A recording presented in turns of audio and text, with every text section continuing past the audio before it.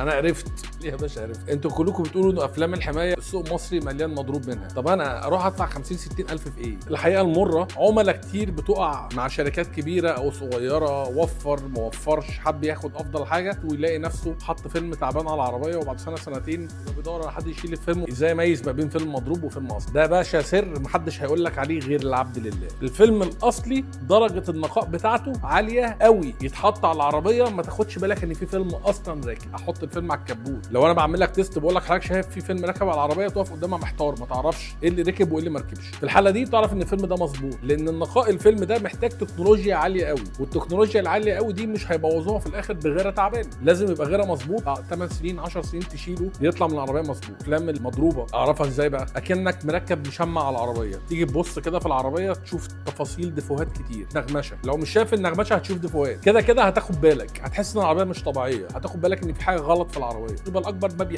بيحميش ازاي؟ واحد يحتك في العربيه تلاقيه قطع الفيلم وجاب لك الصاج عادي جدا، ولا اكنك كنت حاطط فيلم، بل بالعكس الجرافين هنا حمايته اعلى كمان.